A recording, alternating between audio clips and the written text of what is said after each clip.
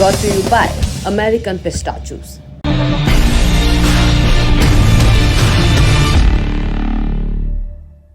एक बार आप सोचिए कि आपने एक यात्रा प्लान की है। आपने महीनों पहले टिकट करवा लिया, लेकिन आप स्टेशन पहुंचकर दंग रह गए। आप अपने डिब्बे के लोगों की भीड़ के कारण अपनी सीट पर बैठ ही नहीं पाए। एक और सिनेरियो सोचिए, आप त्यौहार पर घर जाना चाह रहे हैं। आपने करंट टिकट ले लिया या काउंटर से जाकर टिकट ले लिया जनरल वाला, लेकिन पूरी ट्रेन इतनी पैक है कि आप घुस नहीं पा रहे हैं ट्रेन में। एक और दृश्य ये भी हो सकता है कि आप इतनी ज़्यादा गाढ़ी और जल्दबाज भीड़ में सवार हुए कि आपका दम घुटते घुटते बचा, आपके बीच का कोई साथी बेहोश हो गया या अपनी जान गंवा गया। ये हो रहा है देश की ट्रेनों में ही हो रहा है, देश के व्यावसायिक केंद्रों में हो रहा है।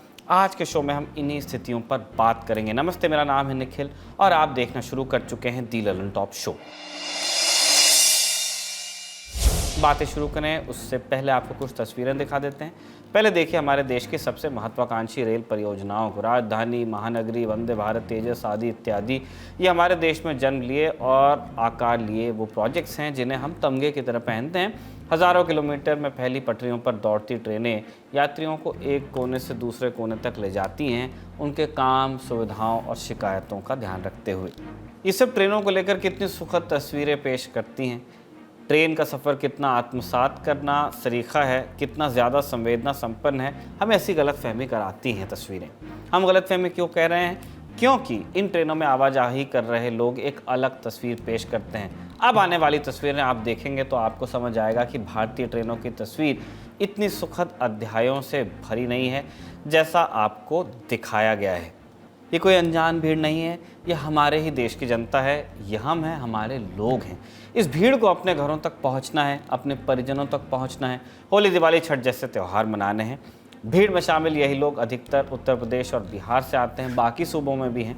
ये दिल्ली, मुंबई और सूरत में नौकरियां करते हैं या पंजाब और हरियाणा के खेतों में मजदूरी। साल के कुछ महीने इन कामों से पैसा जुटाने के बाद इनका रुख होता है अपने घरों की ओर।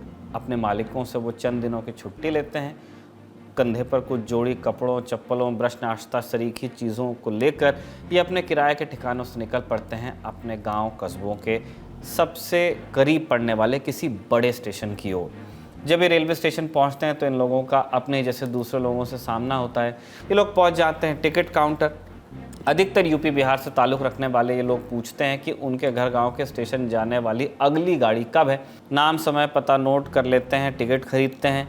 इसके बाद वो प्लेटफॉर्म पर इस भरोसे के साथ पहुंचते हैं कि उन्हें एक जनरल का डिब्बा इतना खाली तो ज़रूर मिलेगा कि अगले 12, 15, 20 घंटों के लिए अपनी कमर टिका सकेंगे, बैठ सकेंगे। लेटने की इच्छा है ही नहीं। जनरल का डिब्बा यानी द्वितीय श्रेणी या सेकंड क्लास वाला डिब्बा जिसमें बैठने के लिए सीट आरक्षित नहीं करवानी होती है, उसकी बात कर रहे हैं।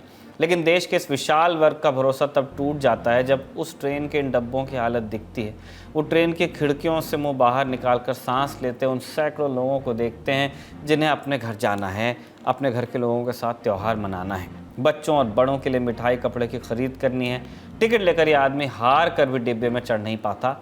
अब वो उन डब्बों का जिक्र करता है जिसमें लोग पहले से अपनी सीट पक्की कराकर बैठे हैं। रिजर्वेशन वाले डब्बे, वो एसी हैं नहीं, वो इन डिब्बों में चढ़ना शुरू कर देते हैं क्योंकि पर्याय नहीं है। कोई एक व्यक्ति नहीं चढ़ता है, भारतीय समाज और भारतीय अर्थव्यवस्था का एक बहुत बड़ा हिस्सा चढ़ता है और फिर खबरें आती हैं। कैसी खबरें? अब बानगी देखिए। सूरत से भागलपुर जाने वाली ट्रेन में भयानक भीड़ के कारण दम घुटने से 38 साल के एक व्यक्ति की मौत हो गई। सूरत से पटना जाने वाली ट्रेन में एसी डिब्बे में भीड़, दम घुटने से कई यात्री बेहोश। बड़ोदरा स्टेशन पर यात्री अपने रिजर्व डिब्बे में चढ़ ही नहीं पाया, बाकी यात्रियों ने उसे उसके डिब्बे में चढ़ने नहीं दिया, भीड़ इतनी थी। आपने खबरों का रुख किया, आप खबरों के पात्रों को सुनते हैं, उन यात्रियों को सुनते हैं जिन्होंने इस समस्या को झेला और पानी प्यास से अपनाए हुए अपने घरों की यात्रा की। बेटा दिक्कत, बदबू नहीं आ रही? आप लोग यहाँ पे खड़े हुए हो। आते हैं बहुत दिक्कत आ रहा है सर, बहुत दिक्कत आ रहा है। क्या करेंगे सर? जगह नहीं है। नहीं है। हम लोग मुंबई से आ रहे हैं, गया जाना है। यहाँ उतर गए मुगल सराय में पूरा फैमिली के साथ में। यहाँ से ट्रेन में दिक्कत हो रही है, जाने में बहुत गर्दी है ट्रेन में, यही है परेशानी। आप ट्रेन में चढ़ नहीं पाए ट्रेन में। एक इंच भी जगह नहीं है उसमें जाने का। जगह नहीं है। अंदर लोग बहुत खड़े हैं अभी तक। रेलवे की तरफ से किसी तरह का कोई सुविधा नहीं है। कोई सुविधा नहीं है, कोई सुविधा। टिकट वाला सब बाहर घूम रहे हैं। यहाँ पे आते हैं तो पूछता है कि भाई आपको अगर जनरल रिजर्वेशन करवाना है, कंफर्म टिकट करवाना है तो आप करवा सकते हैं, आपको दुगना पैसा लगेगा। ऐसे ऑनलाइन से करवाने जाइएगा तो फुल बताता है, होता ही नहीं है, वेटिंग भी देता है। आप तो घुसने पड़ेगा, आप तो देखो क्या होता है, तो देखो जाने पड़ेगा भाई। क्या कहना चाहेंगे सरकार को? अब सरकार को तो क्या कहें, अब हम सुविधा देने के लिए कहिए। जो बच्चे परिवार कैसे ले जाते हैं, भीड़ भाड़ बहुत दिक्कत होती है साहब। ट्रेन रिजर्व के तो पहले से कराई होगी? बिल्कुल सर, 4 महीना पहले से करा रखे हैं सर। तो रिजर्वेशन हो गया क्लियर? नहीं, अभी कंफर्म नहीं हुआ। आपने लोगों को सुना। अब ये वही एक भीड़ नहीं थी जो अपने घरों को जा रही थी। 3 दिनों बाद पड़ने वाले छठ के त्यौहार के बाद ये भीड़ वापस भी इन्हीं कामशुदा शहरों में लौटेगी। इन खबरों और इन जैसी तमाम खबरों को देखकर हमारी और आपकी एक तय साइकी काम करती है, साइकी गलती और जिम्मेदार को ढूंढने वाली। ऐसे में हम नागरिक जिम्मेदारियों की बाद में बात करेंगे, पहले हम बात करेंगे सरकारों की। सरकारें जो त्यौहार आते ही दामों में कटौती, सब्सिडी में बढ़ोतरी वगैरह करने लगती हैं, वेतन आयोग बदलती हैं, ताकि हम शुभ पाल ज़रूर लें कि हमारा त्यौहार अच्छा गुजर सकता है, और सरकार इसके लिए हमारा ख़ास ध्यान भी रख रही है। फिर हम इस शुभे में एक लच्छा खुद से जोड़ देते हैं, वो ये कि हमें हमारे घरों तक पहुँचाने की जिम्मेदारी भी सरकार की, सरकार द्वारा चलाई जा रही ट्रेनों की है। क्यों ना हो, यही सरकारी ट्रेनें हमें हमारे घरों से दूर विलायती शहरों, इन बड़ी बड़ी बिल्डिंगों, इन फैक्ट्रियों के बीच लाई भी तो थी। तो सरकार की जिम्मेदारी क्या है, हम बहुत बेसिक सी शब्दावली में बात करेंगे। सरकार की जिम्मेदारी कि देश का हर वर्ग ट्रेन में सफ़र कर सके। ट्रेन में सफ़र कर रहे हर नागरिक का सफ़र साफ और सेफ हो। आप यात्रा के लिए पैसा ले रहे हैं तो ट्रेन को भी अपने गंतव्य पर समय से पहुंचना होगा, क्योंकि आप स्टेशन पर लेट पहुंचे तो ट्रेन ज़रूर आपको छोड़ती है। ऐसे में ज़रूरी है कि अगर आप लेट ना हो तो ट्रेन भी लेट ना हो। भारत के रेल मंत्रालय की और क्या जिम्मेदारियां हैं, इसको समझने के लिए रेलवे के कुछ हालिया दावों को हम जान लेते हैं। पूरे भारत में लगभग 1700 विशेष ट्रेनें चलाई जा रही हैं। दावा, भारतीय रेलवे त्यौहार पर रिकॉर्ड स्तर पर 26 लाख बर्थ की उपलब्धता यात्रियों के लिए कर रहा है। यात्रियों की सुविधा के लिए अतिरिक्त बुकिंग विंडो खोली गई है। प्लेटफॉर्म पर ट्रेन आने पर भगदड़ न मचे, इसलिए जीआरपी और आरपीएफ के स्टाफ को तैनात किया गया है। महिलाओं की सुरक्षा के लिए महिला सहेली अभियान रेलवे चला रहा है। जनरल डिब्बों में प्रवेश कराने के लिए लाइन लगवाकर एंट्री कराने का नियम बनाया गया है। रेलवे हर स्थिति पर सीसीटीवी से निगरानी करके हालात को संभाले हुए है। कुछ स्टेशनों पर प्लेटफॉर्म टिकट देना बंद कर दिया गया है, ताकि जो यात्री नहीं हैं, छोड़ने जा रहे हैं, वो प्लेटफॉर्म पर भीड़ न बढ़ा दें। ध्यान रहे कि ये रेलवे के दावे हैं, ये कोई शाश्वत सत्य या सत्यापित तथ्य होता तो इन दावों के बगल में हम रेलवे के वो दृश्य नहीं चला रहे होते जो बीते एक आध हफ्ते में देश भर से हमारे पास आए हैं। ये वही दृश्य हैं जो एक हद तक रेलवे के दावों की पड़ताल करते हैं। इन दावों की पड़ताल इस बात से भी की जा सकती है कि जैसे ही त्यौहार में कुछ ही दिन रह जाते हैं, उसी वक्त रेलवे नई और स्पेशल ट्रेन क्यों चलाने का ऐलान करता है, क्योंकि रेलवे के नियमों के मुताबिक यात्रा की तयशुदा तारीख से लगभग 120 दिनों पहले ट्रेन में रिजर्वेशन की विंडो खुल जाती है। लगभग 4 महीने पहले आप अपनी यात्रा के रिजर्वेशन ऑनलाइन या ऑफलाइन तरीकों से करवा सकते हैं। तो त्यौहार के ऐन समय स्पेशल ट्रेनें होने से लाभ क्यों नहीं मिलता? इस सवाल को लेकर हम कुछ जानकारों के पास गए। उन्होंने जो कहा वो हम आपको पॉइंट्स में बता सकते हैं। पहला, रेलवे को स्पेशल ट्रेनों में रिजर्वेशन भी नियमतः उन्हीं तारीखों के आसपास शुरू कर देना चाहिए जब वो आम ट्रेनों में शुरू कर रहे हैं, यानी 120 दिन पहले। ऐसा करने से रेलवे को यह अंदाज़ा लग जाएगा कि क्या वो सभी यात्रियों को यात्रा का मौका मुहैया करा पाएंगे। अपनी स्पेशल ट्रेनों को लेकर रेलवे को भरसक प्रचार करना चाहिए। अभी बहुत सारे लोगों को समय पर स्पेशल ट्रेनों का पता नहीं चल पाता है। तीसरा, रिजर्वेशन का ट्रेंड देखकर ट्रेनों में बोगीज़ की संख्या बढ़ाने पर विचार किया जा सकता है। इससे आरक्षित और जनरल टिकट वाले यात्रियों को सहूलियत हो जाएगी। वैसे इसमें एक मुश्किल ये है कि बहुत सारी ट्रेन हमारे यहाँ मैक्सड आउट हैं। एलएचबी गाड़ियाँ 22 कोचेस के साथ चल रही हैं, आईसीएफ गाड़ियाँ 24 कोचेस के साथ चल रही हैं। डब्बे बढ़ाना मुश्किल है रेलवे के लिए, हम भी समझ रहे हैं। ये तो रेलवे के हिस्से के उपाय हुए। कुछ और उपाय भी किए जा सकते हैं, जैसे यात्रियों को ब्रेक जर्नी की सुविधा दी जा सकती है। मसलन किसी को दिल्ली से बनारस जाना है तो वो लखनऊ, कानपुर, प्रयागराज में यात्रा को 2 या 2 से अधिक हिस्सों में ब्रेक कर सके और ट्रेनें बदलकर आगे जाए। अगर ट्रेनें नहीं हैं तो राज्य परिवहन निगम से संपर्क करके बसें चलाई जाएं। कुछ स्वयंसेवी संस्थाओं से मदद ली जाए ताकि वो इस भीड़ भरे मौसम में यात्राओं को सुगम बनाने में मदद कर सकें। साथ ही जब हम रेलवे और सरकारों की इतनी जिम्मेदारी जवाबदेही तय कर ही रहे हैं तो हम अपनी भी जिम्मेदारी तय करें। बतौर यात्री समय से अपनी यात्रा प्लान करें और ज़्यादा विकल्प तलाशें। जिस क्लास का टिकट लिया है वही यात्रा करने की कोशिश करें। जिन यात्रियों ने सीट आरक्षित करा रखी है उनका भी यात्रा का बराबर हक है, उन्होंने भी पैसा दिया है। उन्हें यात्रा में कष्ट न हो और हमें भी ना हो, इसकी जिम्मेदारी हमें भी निभानी है। लेकिन रेलवे की एक और तस्वीर है, हादसों वाली तस्वीर। इस वक्त स्क्रीन पर आपको एक ट्रेन के लगेज वाले कंपार्टमेंट का हिस्सा दिख रहा है। ट्रेन का नंबर है 02570। ये नई दिल्ली से दरभंगा जाने वाली क्लोन एक्सप्रेस है। 15 नवंबर को ये ट्रेन नई दिल्ली से दरभंगा की ओर चली। देर शाम इटावा के पास इस ट्रेन के S1 कोच में आग लग गई और देखते ही देखते ट्रेन के 2 जनरल डिब्बे भी आग की जद में आ गए। अगर आपने इंडियन रेलवे में सफ़र किया है तो आप जनरल कोच के हालात बखूबी जानते हैं। एक जगह पर 4-5 लोग बैठते हैं। बताया जा रहा है कि जिस वक्त आग लगी तब इस ट्रेन की 3 बोगियों में करीब 500 लोग सफ़र कर रहे थे। आग लगते ही ट्रेन में चीख पुकार मच गई। नतीजा क्या हुआ? ट्रेन से कूदने के चक्कर में 8 यात्री घायल हो गए। उनका सामान जलकर राख हो गया, वो अलग। ट्रेन में आग लगने की शुरुआती वजह शॉर्ट सर्किट बताई जा रही है। इटावा के एसएसपी संजय कुमार ने इस घटना के बाबत क्या कुछ कहा, आप सुनिए। इसके 3 बोगियों में आग लग गई थी। बताया जाता है, प्रथम दृष्टया तो बताया जाता है कि शॉर्ट सर्किट से ये आग लगी थी और एक स्लीपर क्लास का ट्रेन था और स्लीपर क्लास था और एक जो बोगी थी वो क्या कहते हैं जनरल बोगी थी और 200 से 250 लोग इसमें प्रभावित हुए हैं। और जो मैंने अभी जो तत्काल जो व्यवस्था कराई गई है कि ट्रेन अब चलने लायक हो गई। स्टेशन मास्टर से, रेलवे विभाग के अधिकारियों से हमारे जो संपर्क हुए उनके माध्यम से ट्रेन अब जाने के गंतव्य के लिए तैयार हो रही है।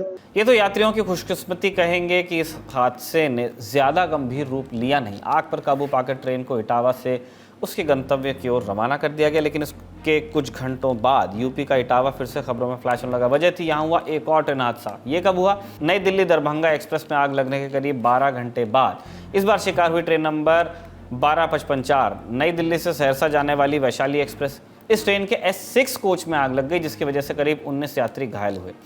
अब नई दिल्ली दरभंगा एक्सप्रेस और वैशाली एक्सप्रेस के जले हुए कोचेस को इटावा रेलवे स्टेशन की लूप लाइन पर खड़ा किया गया है। रेलवे के आला अधिकारी इन 2 ट्रेन हादसों की जांच में जुट गए हैं। अब आपको इन हादसों से मिलती जुलती एक और घटना बताते हैं। लोकेशन है बिहार का समस्तीपुर। 15 नवंबर को समस्तीपुर रेलवे स्टेशन के आउटर सिग्नल के पास भागलपुर जयनगर इंटरसिटी एक्सप्रेस में आग लगी। आज तक के सहयोगी जहांगीर आलम की रिपोर्ट के मुताबिक समस्तीपुर के रेल मंडल के DRM विनय श्रीवास्तव ने बताया कि ट्रेन में गन पाउडर में से निकली चिंगारी की वजह से एक महिला यात्री समेत 2 लोग घायल हुए। गन पाउडर बारूद को कहते हैं। घटना के बाद RPF ने ट्रेन में बारूद लेकर सफर कर रहे 2 लोगों को गिरफ्तार भी किया। अब आप सोच रहे होंगे कि ट्रेन में कोई बारूद कैसे ले जा सकता है? सवाल वाजिब है। हम भी यही सोच रहे हैं क्योंकि इस सवाल में रेलवे के सतर्कता अभियान की नाकामी के राज भी छिपे हुए हैं। ले जाने वालों पर बिल्कुल जिम्मेदारी बनती है, लेकिन जिनका काम है कि ये सब सामान ट्रेन में चढ़े ना, उनकी भी जिम्मेदारी बनती है। अब आपको बिहार से पंजाब के सरिंद रेलवे स्टेशन पर ले चलते हैं। यहाँ से बिहार के सहरसा तक जाने वाली एक स्पेशल ट्रेन 14 नवंबर को कैंसिल हो गई, जिससे गुस्साए यात्रियों ने स्टेशन पर ही पत्थरबाजी शुरू कर दी। इस घटना से कुछ दिनों पहले मतलब 11 नवंबर को गुजरात के सूरत से बिहार जाने वाली एक स्पेशल ट्रेन में भगदड़ मची थी। इसमें एक शख्स की मौत हो गई थी, वहीं 2 लोग घायल हो गए थे। ये इस त्यौहार के सीजन में हुए हादसे हैं। अब पिछले कुछ सालों में हुए बड़े हादसों पर नजर डाल लेते हैं। 21 जनवरी 2017 आंध्र प्रदेश के विजयनगरम जिले में जगदलपुर भुवनेश्वर हीराखंड एक्सप्रेस के पटरी से उतर जाने की वजह से 23 यात्रियों की मौत हुई। 19 अगस्त 2017 उत्तर प्रदेश के मुजफ्फरनगर जिले में कलिंग उत्कल एक्सप्रेस के 14 डिब्बे पटरी से उतरे, लगभग 23 लोगों की मौत हुई, 150 से ज़्यादा लोग घायल। 2 जून 2023 ओडिशा के बालासोर में कोरोमंडल एक्सप्रेस लूप लाइन पर गई और वहां पर खड़ी मालगाड़ी से टकराई। हादसे में 290 से ज़्यादा लोग मारे गए। ध्यान रहे कि ये बड़ी घटनाएं हैं। आपको पूरी लिस्ट चाहिए तो बस आप एक गूगल सर्च कर लीजिए, ऐसी ढेर सारी घटनाएं आपको मिल जाएंगी पिछले महीने, इस महीने और उससे पहले के महीने की भी। ढेर सारे आंकड़े मिल जाएंगे, कुछ आंकड़े तो सदन में भी रखे गए। पिछले साल यानी 2022 में संसद में भारत के नियंत्रक एवं महालेखाक परीक्षक यानी controller and auditor general CAG ने एक रिपोर्ट पेश की थी। इस जांच रिपोर्ट का नाम था performance audit on derailment in Indian railways. इसके मुताबिक अप्रैल 2017 से लेकर मार्च 2021 के बीच देश में 217 ऐसे रेल हादसे हुए जिनमें जान माल का नुकसान हुआ। इनमें से हर 4 में से लगभग 3 रेल हादसे 75% ट्रेन के पटरी से उतरने की वजह से हुए। और रिपोर्ट में ये भी कहा गया कि ट्रेन के पटरी से उतरने की वजह पटरियों के रखरखाव या मेंटेनेंस से जुड़ी हुई है।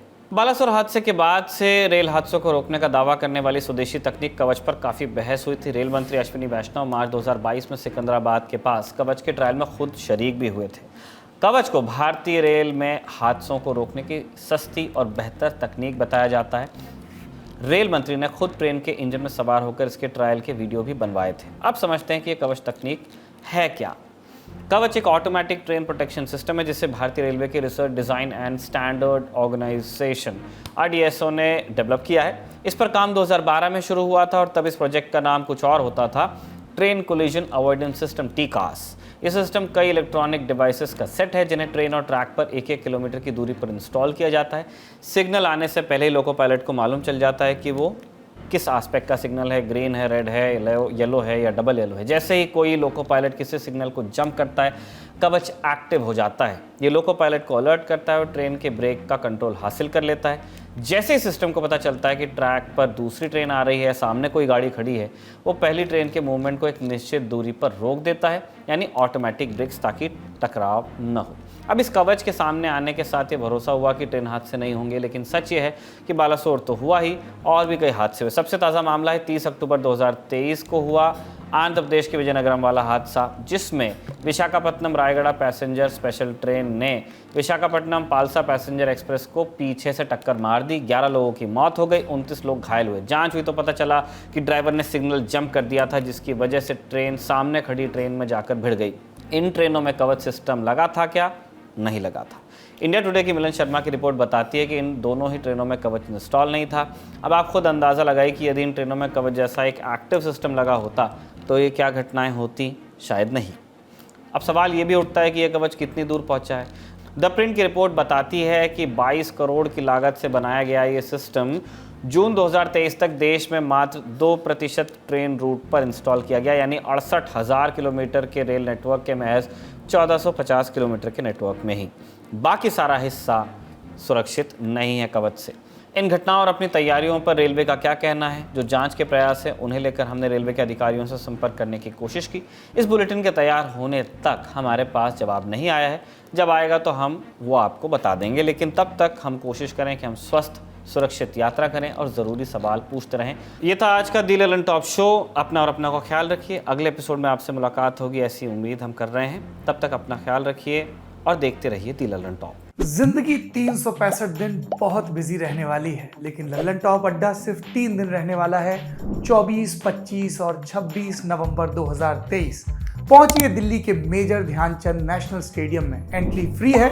सिर्फ आपको ललन टॉप की ऐप या वेबसाइट पर एक बैनर पर क्लिक करके रजिस्ट्रेशन कराना होगा।